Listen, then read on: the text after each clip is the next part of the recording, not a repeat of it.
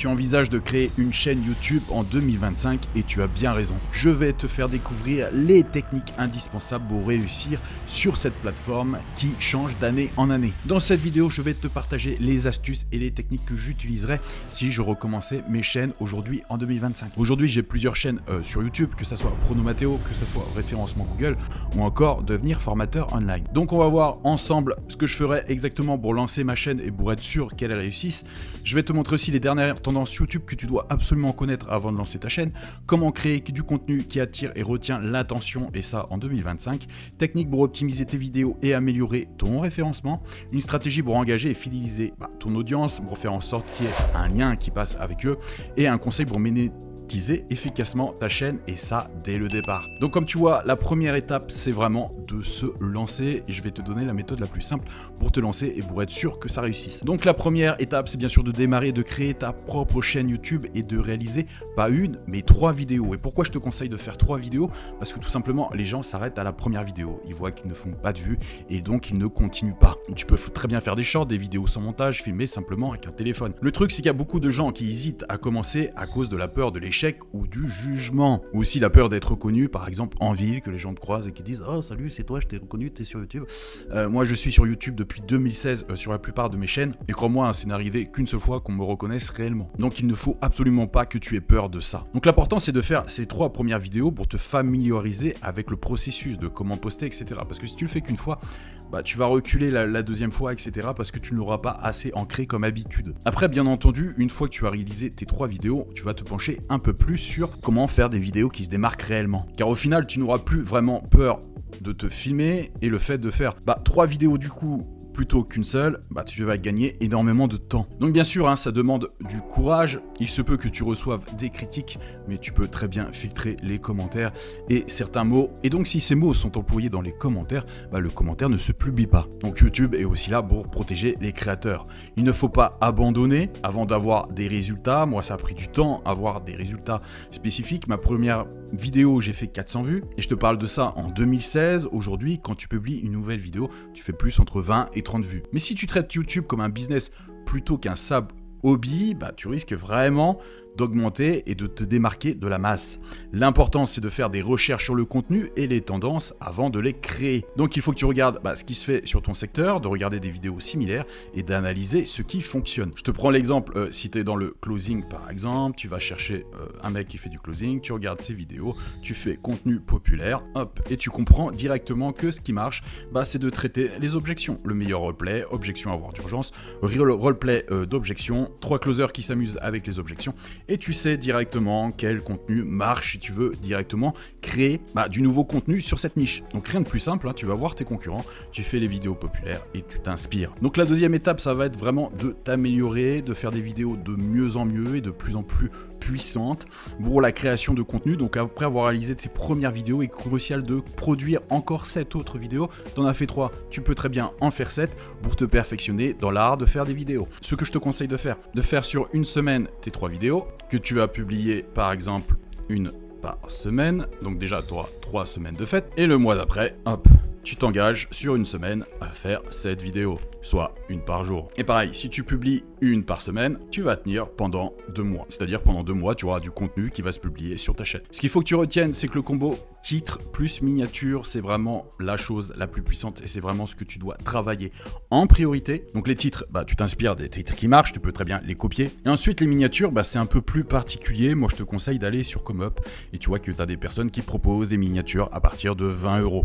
Donc ça te permet d'avoir une miniature professionnelle, parce que dès que ça fait cheap, les gens le savent très bien et ne vont pas cliquer sur ta vidéo. Donc voilà, maintenant tu as un plan pour commencer et créer du contenu. Tu vas planifier tes vidéos qui ont été créées, et le but d'une vidéo c'est de cibler ton audience, quelles questions ils se posent, de résoudre le problème. Donc là par exemple, si tu cibles les passionnés de pêche, tu fais des vidéos sur les meilleurs appâts pour attraper le bar, si tu vois qu'il y a des vidéos dans ce sens qui marchent. Donc maintenant on va parler de l'algorithme YouTube, parce qu'il faut que tu comprennes l'algorithme pour justement le maîtriser.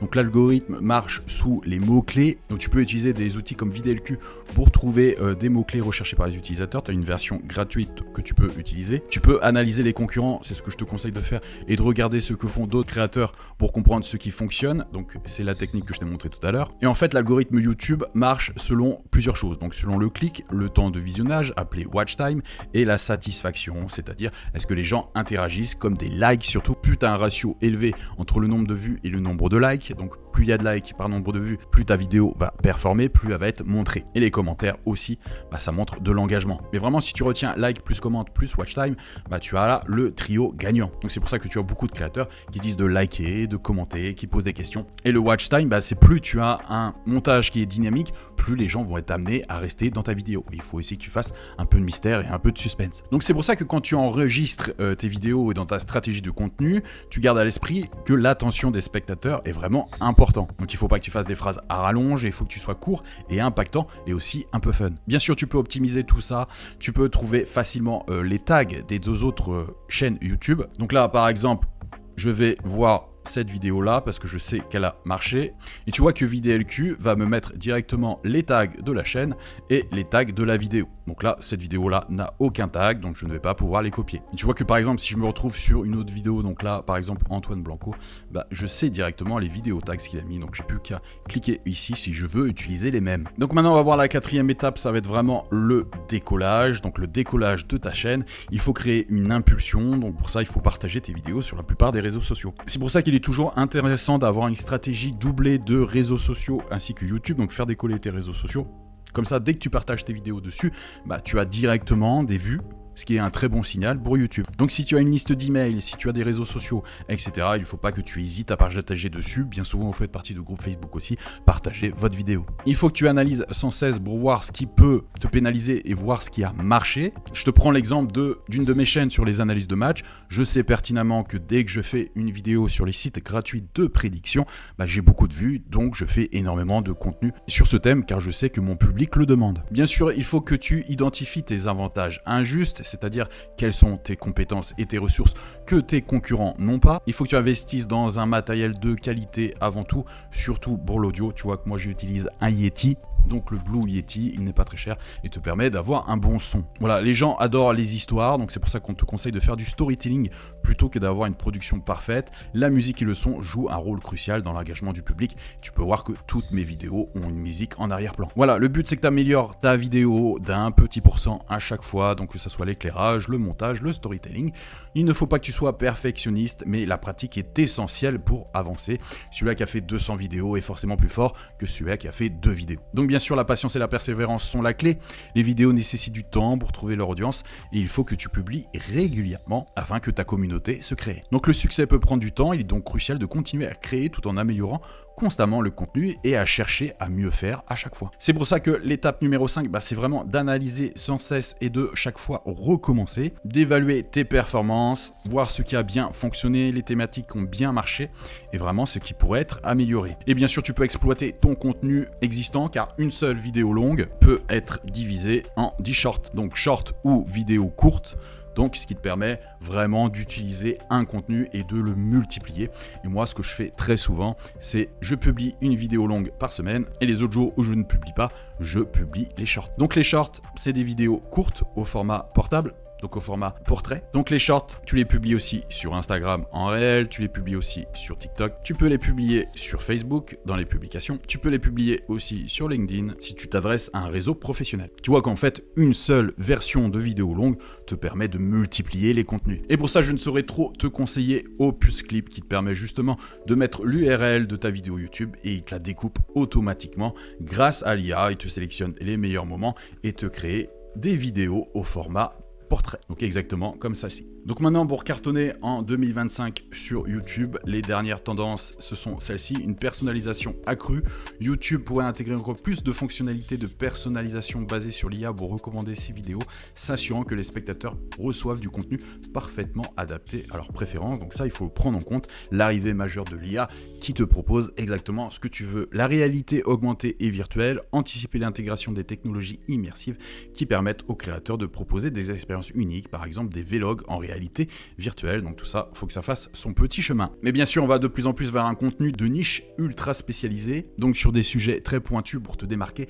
Par exemple, la restauration d'objets vintage rares, les technologies de jardinage urbain innovantes, les analyses approfondies de films de genre méconnus. Donc en fait, si tu as une passion qui est vraiment très nichée, ça peut très bien marcher sur YouTube. Attention, il faut qu'il y ait quand même une assez grosse audience, parce que si tu es vraiment trop niché, tu feras pas beaucoup de vues. Et oui, les gens cherchent de plus en plus des histoires riches et authentiques. Donc par exemple, le quotidien d'un berger dans les Alpes, le parcours d'un athlète paralympique. Donc c'est vrai que s'il y a quelque chose qui te démarque vraiment des autres par rapport à ton histoire, il ne faut pas que tu hésites à la raconter. Contenu éducatif de niche, donc je t'ai montré par exemple une chaîne sur le closing, ou alors tu as un cours de programmation avancé dans les langages de niche, tutoriel sur des techniques artisanales rares, tout est faisable sur YouTube, surtout si tu maîtrises une de ces compétences, ou si tu es passionné et que tu as envie d'apprendre en même temps que tes abonnés. Voilà, ça peut être des fans de jeux de société obscurs, passionnés de cuisine moléculaire, donc les micro-communautés engagés, soudés autour de centres d'intérêt précis. Donc effectivement, si en plus tu es l'un des seuls à proposer ce genre de choses et que c'est une grosse audience, ça peut que marcher. Des contenus éthiques et durables, voilà, faire son savon soi-même, par exemple, la mode éthique et upcycling créatif, permaculture urbaine, donc voilà, tout ce qui est dans le domaine de l'environnement est amené à marcher. Le tout, c'est de te démarquer, par exemple les visites virtuelles de lieux insolites en réalité augmentée. Mais effectivement, en 2025, la tendance, c'est vraiment de créer du contenu interactif, des sondages, les sondages marchent particulièrement, les quiz marchent particulièrement bien. Tu as une fonction sur YouTube où tu peux créer des posts. Donc là, je ne l'ai pas fait pour cette chaîne-là, mais je sais que sur certaines chaînes où j'utilise les posts avec des quiz, ça marche particulièrement bien. Et YouTube te met en avant, pas seulement sur tes abonnés, mais aussi les non-abonnés reçoivent des notifications de tes quiz. Donc tu l'as compris, pour faire marcher tes vidéos et améliorer ton référencement, il faut faire du SEO vidéo. Donc utiliser des mots-clés pertinents dans le titre, dans la description et les tags, et pour ça tu peux t'aider de l'IA. Il faut que vraiment que les 5 premières secondes, ça booste dans tous les sens. Donc il faut que tu travailles vraiment ces premières secondes pour qu'elles soient extrêmement captivantes, car ça va vraiment déterminer le taux de rebond. C'est-à-dire, le viewer arrive sur ta vidéo, il la quitte ou il ne la quitte pas, et ça va se faire vraiment dans les 5 premières secondes. Stratégie pour engager et fidéliser ton audience. Donc il faut que tu répondes aux commentaires. Et je te conseille de répondre aux commentaires avec des questions, ce qui permet de rajouter un commentaire supplémentaire. Et c'est un très très bon signe pour Google que ta vidéo est intéressante. Contenu régulier et cohérent.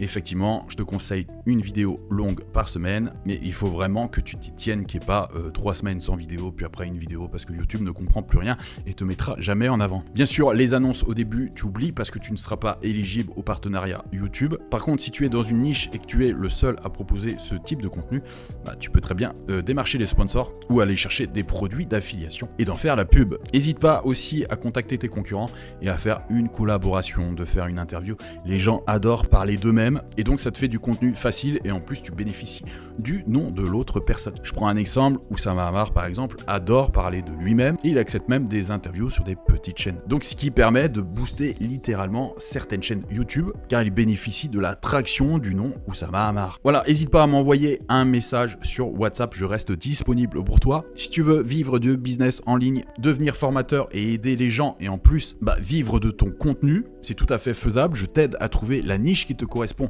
la niche où il n'y a pas trop de concurrence et la niche où tu peux faire quelque chose. Voilà, allez, je te retrouve de l'autre côté. Bye.